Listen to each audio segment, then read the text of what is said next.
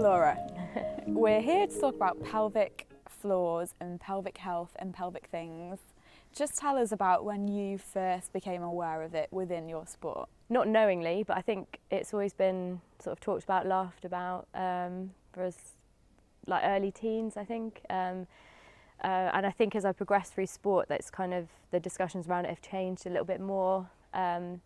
And it's probably taken a little bit more seriously now than it ever was when I was younger. When I was younger, my mum used to never go on our trampoline because she used to say she might wee herself. Yeah. What is it about, she's going to hate me for saying that, what is it about jumping and like high impact bouncing and anything where you're kind of in the air that might increase the risk of that happening? Like, I don't know the science behind any of it, but I think it's just the nature of the sport that impact the shapes that you're making. You know, having to get into tight shapes and then come out and then tense at your body, you know, have the right body tension at the right time. With ours, it's, although we're landing on a soft surface, we're still putting up to 16 times our body weight through the trampoline, whereas I guess on like a gymnast on the floor would be a hard impact. So British Gymnastics have specific pelvic health workshops. Could you tell us a bit about those? A pelvic health physios come into the squads, and we've had a session on pelvic health, bit of education.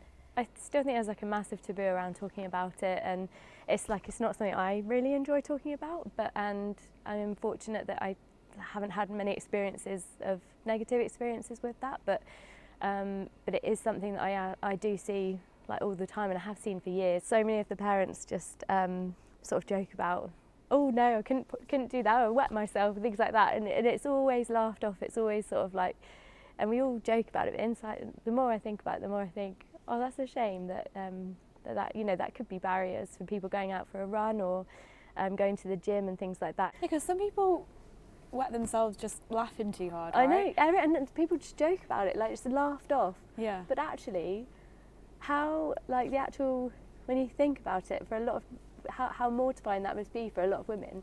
Did how you thought about pelvic health change when you found out you were pregnant? I think it was talked about a lot more, and I think because I haven't had any major issues myself before, I didn't really think about the effect that it might have on me post birth. It was recommended that I had a pelvic health check, which was my first pelvic health check ever, age 34, when I was 30 weeks pregnant with ED.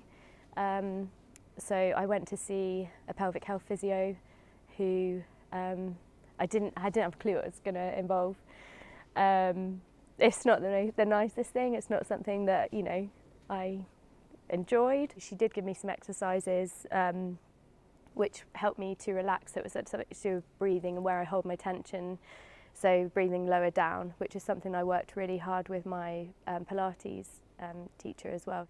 I also had a C-section in the end. It wasn't planned, but that may have helped too. But obviously it does. I think I got to like 8 centimetres dilated. So it's something I did have to work. When they say do your pelvic floor exercises, do your pelvic floor exercises.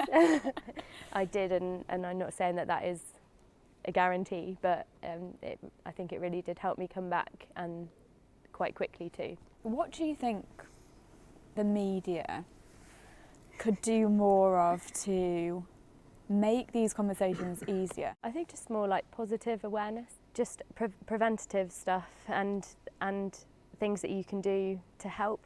I have seen a few incidents on the trampoline, and I think it's when young girls are sort of coming into puberty, and that seems to be when things are pretty bad. Those kind of experiences are not good, especially when you're so young, and if it's not looked after properly, that person might not ever want to do sport again, and that's really sad, and that could stick with them forever, those sorts of experiences. Even I don't feel massively comfortable talking to you about it, but I do think it is important to, because if I can be part of that discussion to help a few other people that might think actually like it's okay to talk about it, and there are things that can help me, then that's what I'm sort of willing to do that. Do you think sporting governing bodies in general are kind of doing enough about this? Yeah, I think it's got a lot better. So I was contacted the other day by a practitioner in the UKSI who is pulling together a bit of a study. We had to give like saliva samples every day, and they're measuring like hormone levels and things like that. So there's so much research now that's being done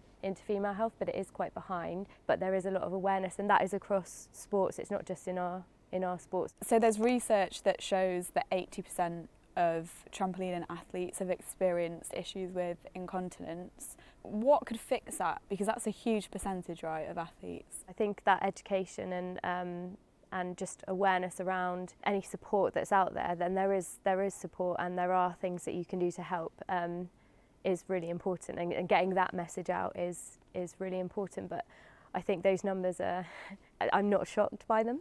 There was an article a few years ago, and someone got in touch with me after and said thank you so much for talking about it, because they wouldn't take part in PE lessons when they were like 12 years old and onwards. They used to dip out of PE where as much as they could, even if it resulted in a bit of like punishment, and just because it was such an issue for them. Like, and I just found that really sad. That's and even on just that level, like let alone an elite sport level, I think it's really important that the education side and the interventions and support that's out there is talked about a lot more than it is.